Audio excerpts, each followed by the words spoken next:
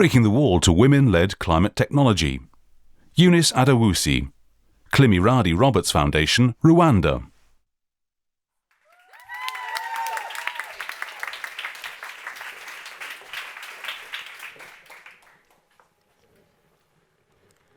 The sound of rain used to be a lullaby in my neighborhood, but today that same rain brings fear, floods, blackouts, and pollution. I remember swimming in knee-deep water just to get to school and watching my asthmatic friend struggle to breathe as pollution worsened. Across Africa, millions of women and girls suffer worse than this reality. Climate change has rewritten our stories, and we now bear the brunt of a crisis we did not cause. While climate change affects us all, it doesn't affect us equally. Africa emits just 3.8% of global emissions, yet we suffer the worst impacts. Like a Fijian woman once said, we beg the big countries, please just think of us. Another invisible crisis is the digital divide that cuts women off from digital tools, climate data, and opportunities. 70% of men on this graph means there are 244 million fewer women online than men. In sub-Saharan Africa, women are 37% less likely to use mobile internet, and they make up just 28% of the STEM workforce. And if you ask AI to show you African youth learning about climate innovation, it gives you an image with no women at all. That's how deep the bias runs, even in the data training our technologies. Where are the women? We still ask as we see the same pattern. At global climate conferences like COP28, only 15 out of 133 world leaders were women. At COP29, only 8 women spoke out of 78 government leaders, and just 4 mentioned the impact of climate change on women during the opening segment. Now, if the UN estimates that 80% of the people displaced by climate change are women, and they are still being sidelined in solution building, this is surely a big issue. That is why we curated Project AICA, a 6-month climate AI fellowship that empowers young African women ages 10 to 35 to co-create climate tech solutions. Our model runs in 4 phases. In the first phase, participants participate in community research where they interview locals and collect climate data. In the second part, they participate in a technical boot camp, learning about AI, machine learning, climate science, and the likes. In the third phase, this is where they get to build their prototypes tested with community feedback during the hackathon. Finally, in the fourth phase, this is where they present the projects that they have built and they eventually join the alumni network.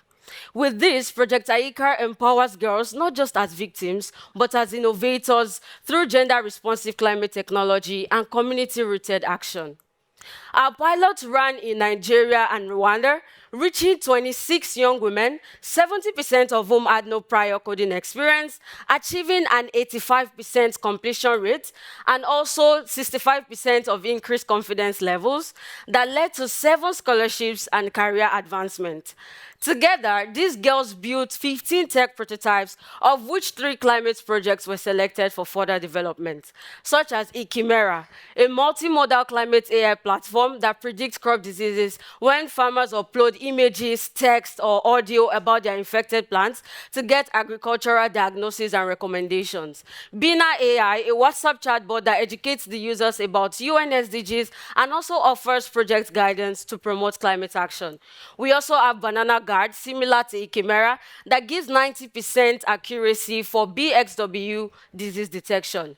Here's the exciting part. 100% of community members that we interviewed reported intent to using these tools once they have been launched.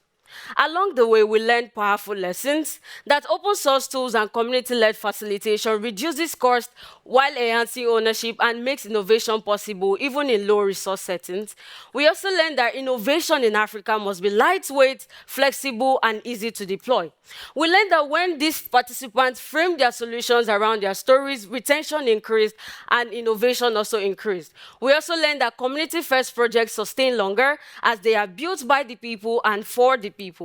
We learned that in tackling gender taboos such as science is not for girls or tech is a male-dominated space must first start with storytelling, which is why we are publishing the AICA Anthology, a collection of climate stories and solutions by young African women scientists. We also learned that peer learning is power, where girls taught girls and communities taught us, which led to the building of Ayika Labs, mini innovation hubs, where girls can come together to build climate projects, collect data, and share their climate experiences through art and media. With this, we plan to expand to Kenya in 2026, training 150 new fellows while sustaining our impact in Nigeria and Rwanda. We invite you to join us as we reclaim climate science as a language every woman can speak. Like we say in Kia, Rwanda, Murakoze kumyumva. Thank you for listening.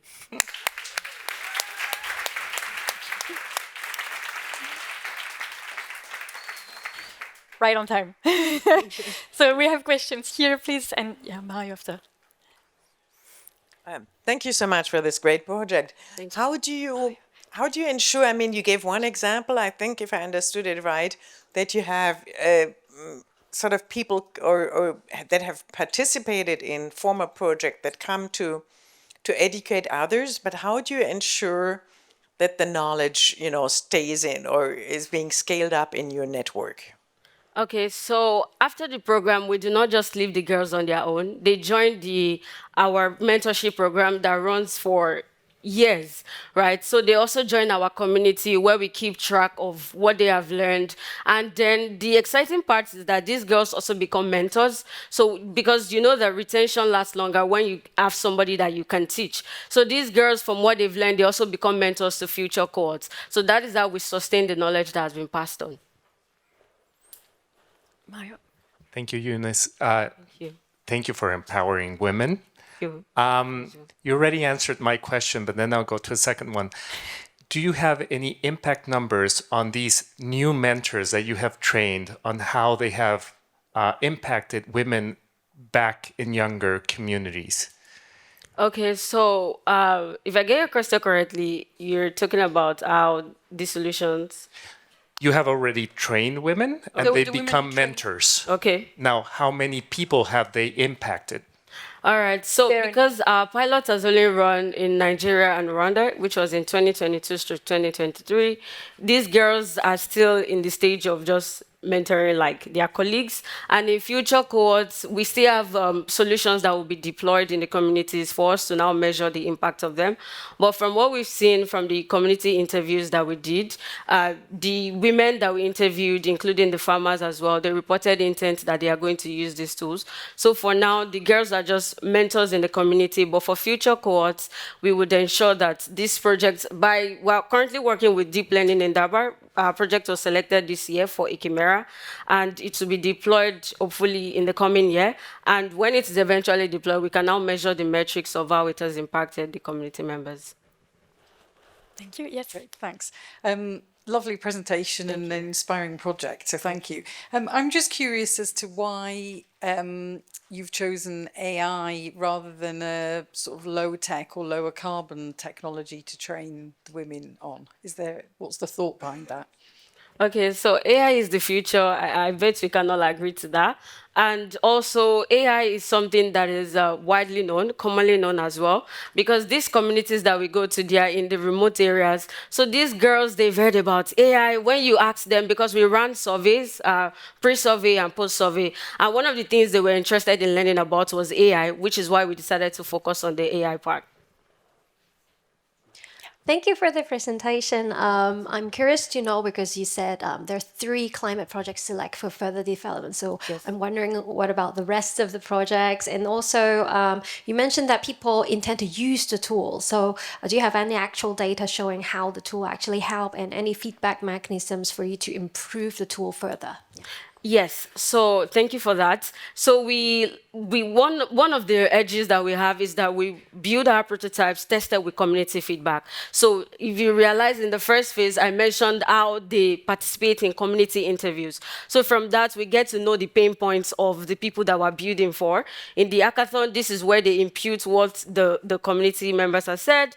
And then we eventually, while building it also, we also test it. We reach back to the community members. Do you think this solution is best for you? If you find this, do you think you can use it? So that is one of the one of the edges that we have. So these projects have not been deployed yet. They are still currently being worked on. They are also currently under ethics review because these are technical projects. So we need to ensure that they follow the rules, ethic rules and everything. So they are also under ethics review. So in the coming year, we'll be able to deploy them and see the impact it has on the community.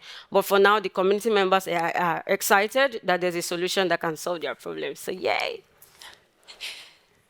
So I think, like, really quick, yeah. Are you partnering with businesses to give them any job opportunities now that they know how to code or do AI? Okay, yeah. So I mentioned that, you mean for the girls or for the community? The girls. Okay, I mentioned that we have like 7 scholarships and career advancement. So majority of these girls, because they are between the ages of 10 to 35, majority of them focus on education. So we have some of them after the program, they further develop their skills through technical boot camps at other organizations like the Lagos State Trust Fund. We also have them participating, getting scholarship to study outside the country as well to further their skills. Perfect. So thank you. Thank you. Thank you very much.